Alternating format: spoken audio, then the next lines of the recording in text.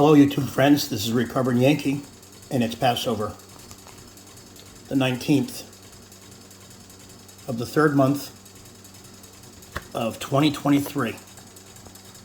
Okay? This is part 2 of Passover. By the magic of television, in the last video I did not have bitter herbs. Now I have. They just showed up on my door. I don't know how that happened.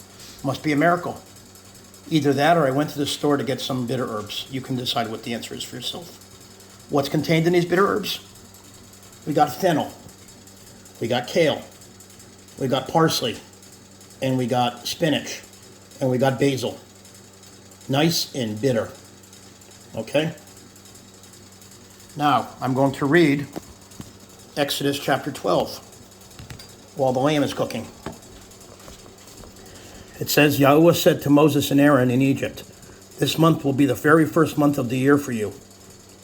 Tell the whole community of Israel on the 10th day of this month, each man must take a lamb or a young goat for his family, one animal per household. A household may be too small to eat a whole animal." Excuse me. Still have the cough from the yellow pollen. That household and the one next door can share one animal.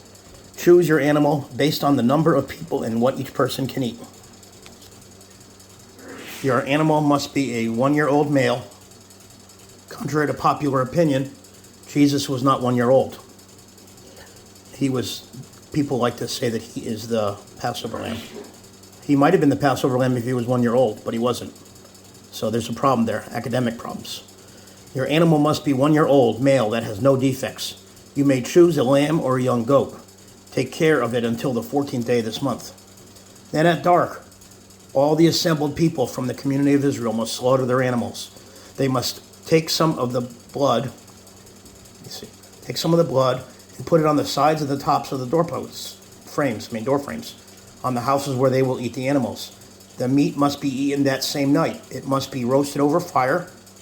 You saw us putting the blood on the doorposts. You see us roasting it over fire. And eaten with bitter herbs. I just showed you the bitter herbs. There we go. And unleavened bread, which I showed you earlier. Okay?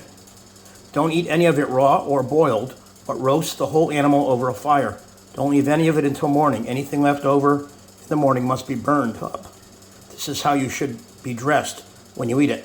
With your belt on, your sandals on your feet, and your shepherd's staff in your hand. In a minute, I'll show you the shepherd's staff. You must eat it in a hurry. It is Yahweh's Passover. On that same night, I will go throughout Egypt, and I will kill every firstborn male, both human and animal. I will severely punish all the gods of Egypt, because I am Yahweh. But the blood on your houses will be a sign for your protection. When I see the blood, I will pass over you. Nothing will touch you or destroy you. I strike Egypt.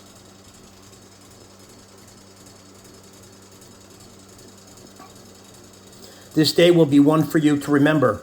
This is a permanent law for generations to come. Some people, this is my digression, some people believe we don't have to celebrate Passover anymore. Apparently the text says differently. You will celebrate this day as a pilgrimage festival in Yahweh's honor. For 7 days you must eat unleavened bread. On the very first day you must remove any yeast that you have in your houses. That's called the search for hametz in Hebrew. People will go out throughout their house and get rid of all their bread and all their yeast. Whoever eats anything with yeast in it from the first day through the 7th day must be excluded from Israel. Rabbinic Jews believe, this is a digression, that even baking soda and things that like make popcorn grow, anything that makes something grow, they think is yeast, based on oral law. That's not what the text says. It just says yeast.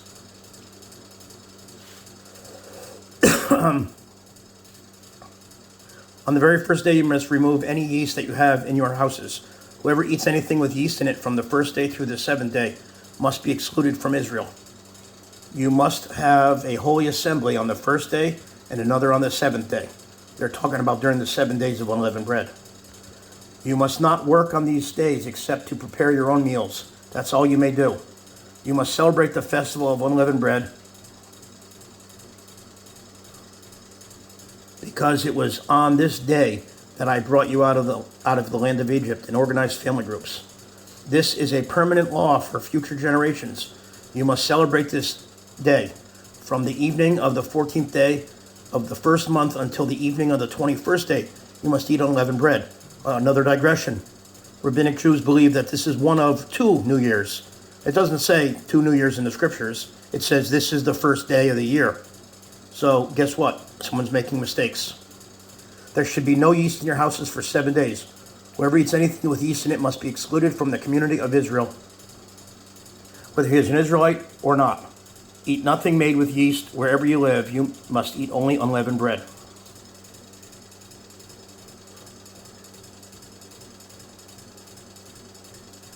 Then Moses repeated the commandments given to the people. Okay, I'm putting this on pause now. Now, we are getting ready to eat the lamb. We have 2 lamb chops each. 1, 2, and 2 lamb burgers. Lamb. Okay? We've got our bitter herbs. We've got our matzah, which is unleavened bread.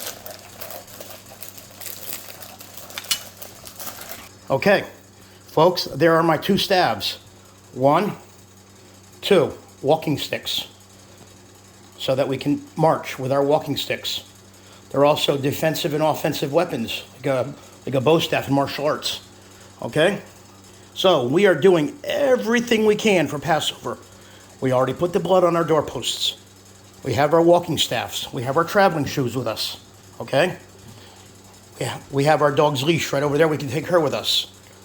We have lamb roasted by fire. We have bitter herbs. We have matzah.